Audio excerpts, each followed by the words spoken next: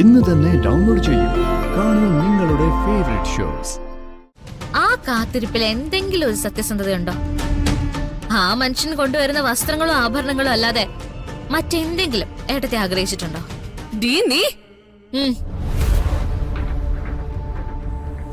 നമുക്കിടയില് നമ്മൾ മാത്രം അറിയുന്ന ചില കാര്യങ്ങളുണ്ട്.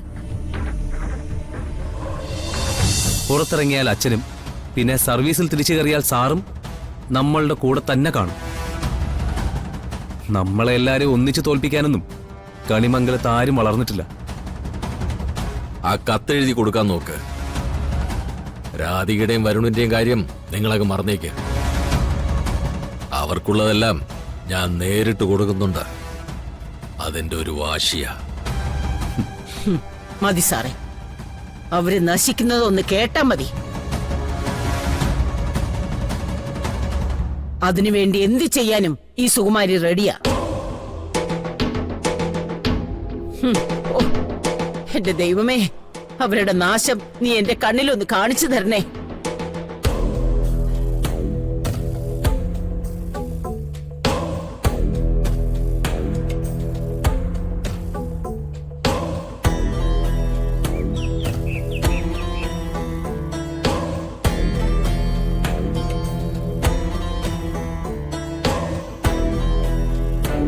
നീ അങ്ങനെ സംസാരിച്ചത് നന്നായി കൽപ്പന. സൂര്യ അവൾക്ക് സമ്മാനങ്ങൾ കൊടുത്തത് തന്നെ തെറ്റാ. ആ സമ്മാനങ്ങൾ അണിഞ്ഞോണ്ട് എന്തിനാ നീ സൂര്യൻ നിൽക്കുന്ന സ്ഥലത്തേക്ക് വരുന്നേ? എവിടേക്കെങ്കിലും പോകുമ്പോ അവൾ ആ ആഭരണങ്ങൾ എടുത്തിട്ടാ മനസ്സിലാക്കാം. ഇതിപ്പോ സൂര്യ കാണിക്കാൻ തന്നെ വന്നതല്ലേ? എന്നിട്ട് അതിന്റെ ന്യായീകരണമായിട്ട് ഏട്ടത്തി അമ്മയും. പറഞ്ഞിട്ട് കാര്യമൊന്നുമില്ല. അവരുടെ മനസ്സിൽ ഒന്നാം സ്ഥാനക്കാരി രാധികയല്ലേ? നിന്നെ ഇടിച്ചു താഴ്ത്താൻ ഒരു അവസരം കിട്ടിയാ അവരത് വേണ്ടെന്ന് വെക്കൂ. ദേ, ഈ നിലയ്ക്ക് പോയ കൽപ്പനയെ നീ ഉറപ്പിച്ചോ, അധികം താമസിയാതെ കണിമംഗലത്ത് നിന്ന് നീ പുറത്താവും. നാളെ ഒരു ദിവസം നീ ഇവിടെ വേണ്ടെന്ന് അവള് സൂര്യോട് പറഞ്ഞ അതിന് യാതൊരു സംശയം ഉണ്ടാവില്ല. അവൻ ഇവിടെ നിന്ന് നിന്നെ പുറത്താക്കിയിരിക്കും.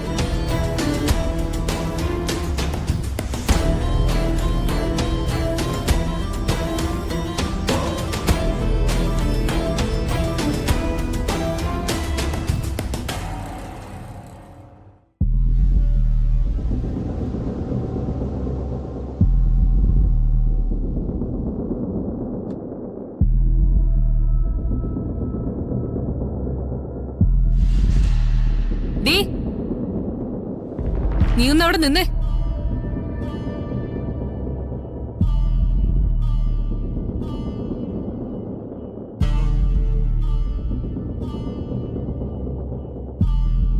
ഞാനും എന്റെ ഭർത്താവും തമ്മിലുള്ള ബന്ധത്തില് നിനക്ക് എന്താ കാര്യം?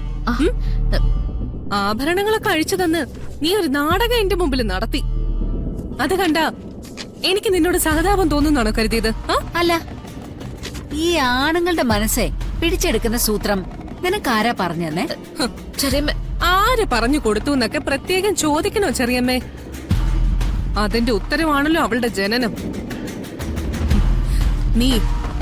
നീ എങ്ങനെ കെട്ടി ഒരുങ്ങിയാലും, നിന്നെ എത്രമാത്രം ഇവിടെയുള്ള ഒരു തലയിൽ എടുത്തു വെച്ച് ആഘോഷിച്ചാലും, നീ കൽപ്പനയ്ക്കൊപ്പം എത്തണമെങ്കിൽ നീ ഇനി ഒരു ജന്മം കൂടെ ജനിക്കണം. മേലിൽ എന്റെയോ എന്റെ ഭർത്താവിന്റെയോ ഇടയിൽ കയറി വന്ന ഞാൻ എങ്ങനെ പ്രതികരിക്കുമെന്ന് എനിക്കറിയില്ല. പിന്നെ സൂര്യയുടെ മുമ്പിലുള്ള ഈ അനുജത്തികളെയുണ്ടല്ലോ, അത് ഇവിടെ വെച്ച് അവസാനിപ്പിച്ചോ.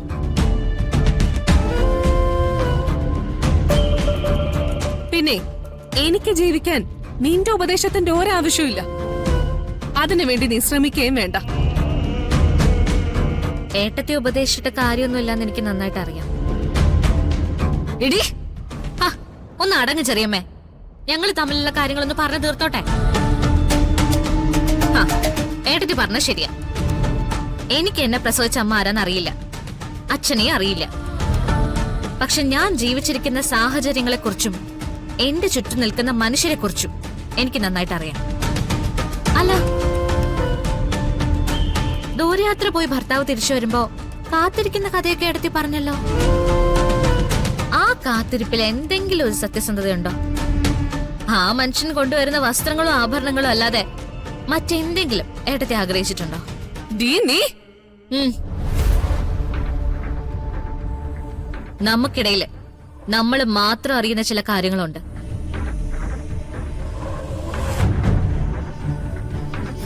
അത് എന്നെ കൊണ്ടെടുത്ത് പറയിക്കരുത്.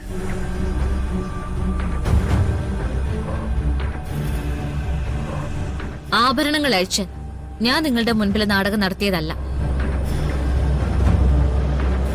ആ പാവപ്പെട്ട മനുഷ്യന് നല്ലൊരു കുടുംബജീവിതം ഉണ്ടാവണമെന്ന് ആഗ്രഹിച്ചതുകൊണ്ട് മാത്രം. ഏട്ടത്തെ എന്ത് പേരിട്ട് വിളിച്ചാലും എന്റെ ഏട്ടൻ എന്നെ കാണുന്നത് ഒരു പെങ്ങളായിട്ട് തന്നെയാണ്.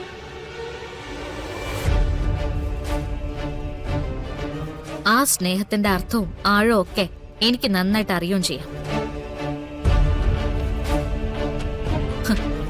അതിന് വലിയ കുടുംബത്തിലെ പേരുകേട്ട മാതാപിതാക്കൾക്ക് ജനിക്കണമെന്നൊന്നുമില്ല. കിട്ടിയ ജന്മം മര്യാദയ്ക്ക് ഉപയോഗിച്ചാൽ മാത്രം മതി. അല്ലാതെ ഈ ചെറിയമ്മ പറയുന്നത് കേട്ട് വൃത്തികെട്ട ചിന്തകൾ മനസ്സിൽ കയറ്റി വെക്കരുത്. ആ മനുഷ്യനൊന്ന് സത്യസന്ധമായിട്ട് സ്നേഹിച്ചു നോക്ക്. അപ്പ ഇടത്തേക്ക് അത് തിരിച്ചു കിട്ടും. പിടിച്ചടക്കല് മാത്രല്ല ഏട്ടത്തെ, വിട്ടുകൊടുക്കലും കൂടിയാ സ്നേഹം.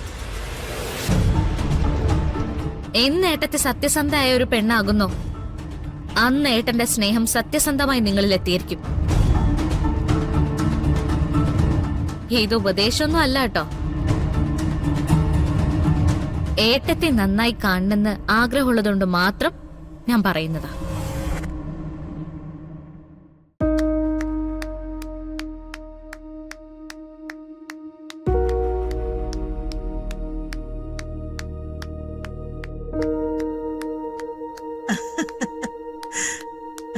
സൂപ്പർ.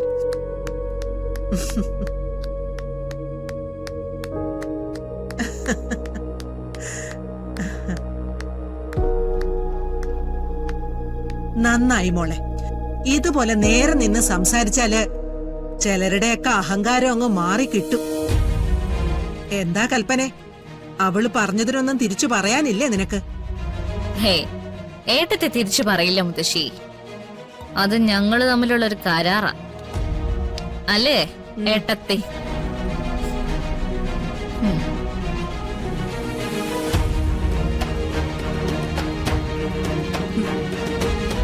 നിൽക്കുന്ന തറ മനസ്സിലാവാതെ അവളുടെ ഈ ആട്ടം. അധികം താമസിയാതെ അവളെ ഞാൻ പുറത്താക്കും. ആദ്യം നീ നിന്റെ സ്ഥാനം സുരക്ഷിതമാക്കാൻ നോക്ക്.